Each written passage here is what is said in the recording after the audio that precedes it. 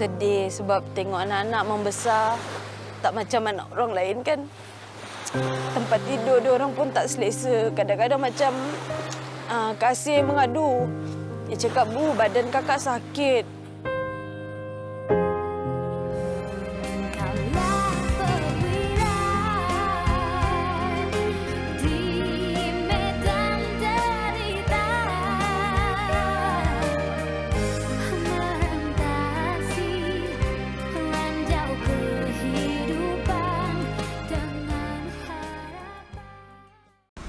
Due to COVID-19 recession and a strict movement control order, unemployment in Malaysia has hit a 27-year high, statistically about 5.3% in May.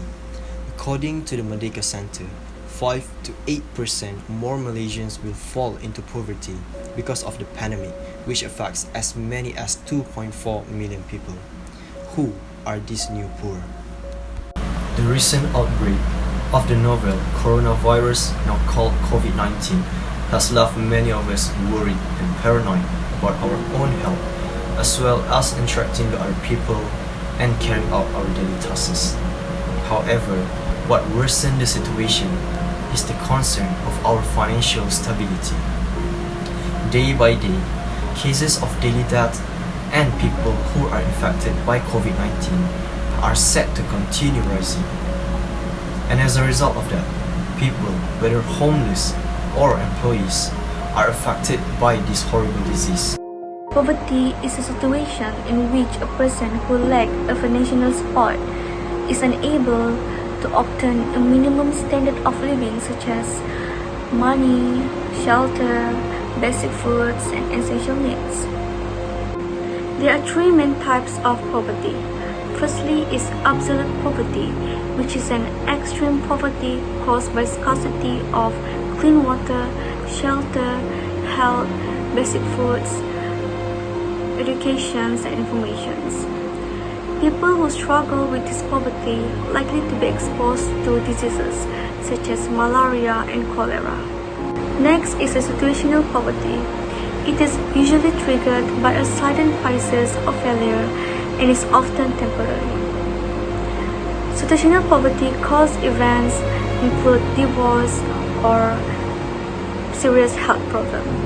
In addition, rural poverty occurs in non-metropolitan areas with population under 50,000. This is where there are less works opening, access to care, disability assistance, and better education opportunities. People prefer to survive more on the agriculture available to the environment and other manual jobs. Malaysia has been dealing with absolute poverty for such a long time and rising disparities. During MCO, our country mainly dealing with relative poverty since most of the households in Malaysia were able to secure their financial income. However, it was below the average salary, which has massively impacted the poverty rate in the country. There are three main reasons why the number of poverty increased extremely, especially during the pandemic COVID-19. Firstly, this happened due to the pandemic COVID-19, as during the pandemic, the Movement Control Order (MCO) has been published by the government, and many employers had no other option but to reduce the amount of employees to follow the instruction and standard operating procedure (SOP) from the government. As a result, the amount of unemployment increased rapidly, where a lot of families lose their source of income and became poorer.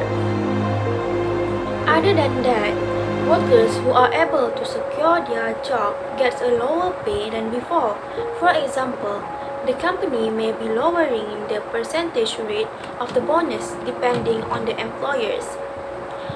As this goes on, some citizens' basic needs are hardly to be fulfilled, then eventually poverty will haunt many people who suffer with low wages because of the COVID-19 crisis. Lastly, the lack of support from the government has also increased the number of poverty during the pandemic COVID-19. Although the government has offered the citizen additional budget, food supply, PTPTN loan deferment, and more throughout the spreadness of COVID-19, it is still not enough. This is because the government are still lacking in some ways where not all the needed people get the support from the government.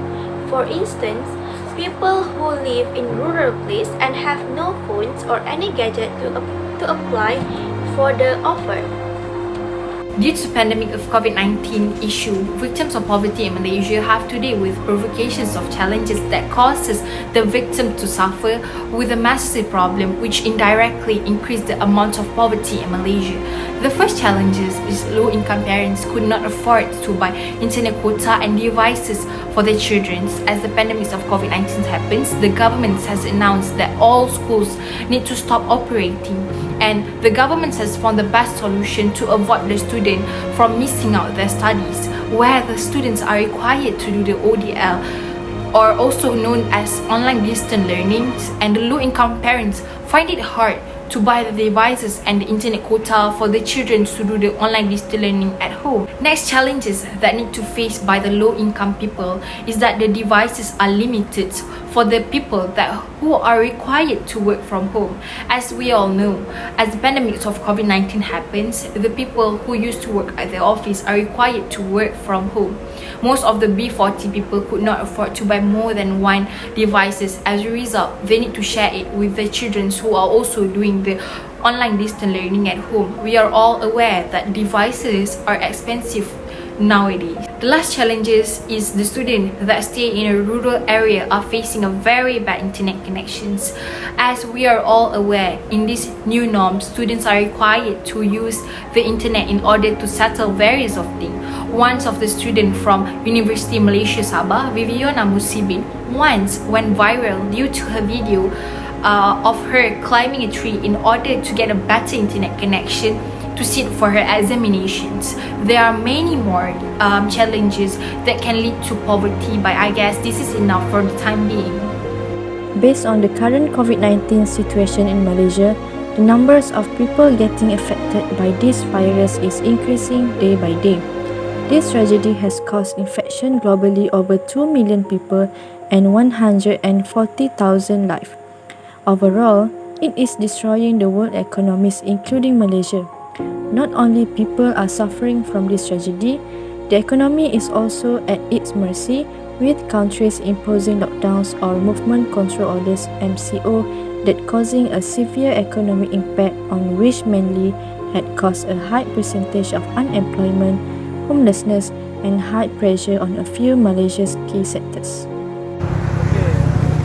Saya cakap tentang COVID-19 ni pada perniagaan lah macam saya ni ada berjalan tak saya antaranya jualan sebagai turun macam tu lah turun akhirnya COVID-19 ni dia agak okey lah.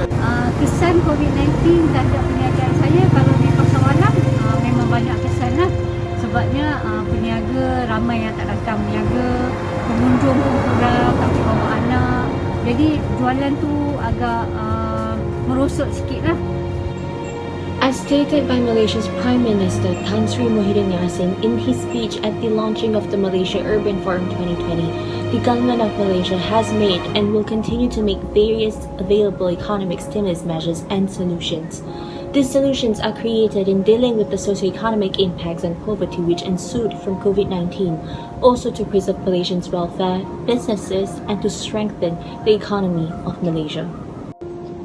Some of the stimulus measures and solutions done by the government of Malaysia include the Employment Retention Program, ERP, where 600 ringgit is given per qualifying employee every month. Employees who work in private sectors, employees who registered with and contribute to the employment insurance system, employees who earn a monthly wage of 4,000 ringgit and below, and employees who receive notice of unpaid leave of at least 30 days starting from the 1st of March for a stint of between 1 to 6 months. Besides that, wage subsidy program WSP was done to when this program is made to overcome the problem of employees who earn 4,000 ringgit and less, registered with the relevant local authority or contributing to SOCSO and EIS.